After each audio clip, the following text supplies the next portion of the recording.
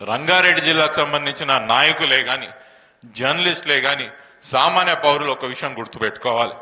ఈ యొక్క రాష్ట్రాన్ని ఆర్థికంగా నడుపుతున్న జిల్లా ఏదైనా ఉన్నదంటే అది రంగారెడ్డి జిల్లానే. మనమే నడుపుతున్నాము.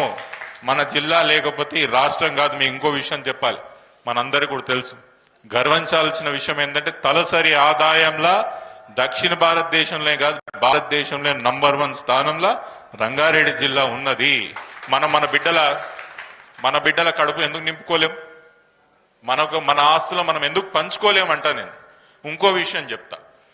రంగారెడ్డి జిల్లాలో ఒక దగ్గర 50 ఎకరాల భూమి ఉన్న 100 ఎకరాల భూమి అని ఏమైతే తెలుసా? ప్రభుత్వం ఏదైనా ఉండని, పార్టీ ఏదైనా ఉండని, ఇప్పుడు కాదు 10 ఏళ్ల కింద 20 ఏళ్ల కింద 20 ఎకరాల ల్యాండ్ ఏదైనా ఉండగా దీని వేలం ఎట్లా వేయాలి, దీని పైసలు ఎట్లా చేసుకోవాలని చూస్తుంది ప్రభుత్వం. మనకేం లాభం వస్తున్నది అంటున్నా. అందుకే ఈ విషయం నేను చాలా సీరియస్ గా చాలాసార్లు చెప్పినా, ఇది ఒక పాలసీగా మనం అందరు తీసుకోవాల్సిన అవసరం ఏమున్నదంటే, రంగారెడ్డి జిల్లాలో ప్రభుత్వ భూములు 7 ఉన్నా ముందు ఇళ్ల పట్టాలు మా బిడ్డలకి, గ్రామస్తులకే కానీ లేదు సమాజం కోసం పనిచేస్తున్న మీలాంటి వాళ్ళకి ఇచ్చిన తర్వాతనే, first come first serve basis లా ముందు మాకు వడ్డిచ్చిన తర్వాతనే ఇంకెవరికైనా వడ్డీయండి లేదా ఇంకెవరికైనా ఇయ్యండి అని ఒక పాలసీ నిన్నే మనం అందరం తీసుకుంటే ఎందుకు రాదు మన అందరికీ భూమి అంటాను? ఎందుకు రాదు? మీరు అడగారు ఈ విషయం. నేనే ఎవడుతున్నా అనుకోని మీరు పెద్ద నాయకులు అడగాలి, అమ్మను కూడా అడగాలి.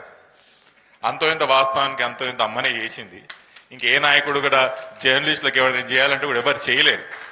అంతో ఇంత చేసిందంటే అమ్మ కూడా అడగండి. ఎవరైనా మంత్రులు వచ్చినప్పుడు లేదా ఇంకా ప్రజాప్రతినిధులు వచ్చినప్పుడు ముమ్మాటికి విషయం అడగాలి. ఎందుకు మా జిల్లాలో భూములు మాకు ఇయ్యరు?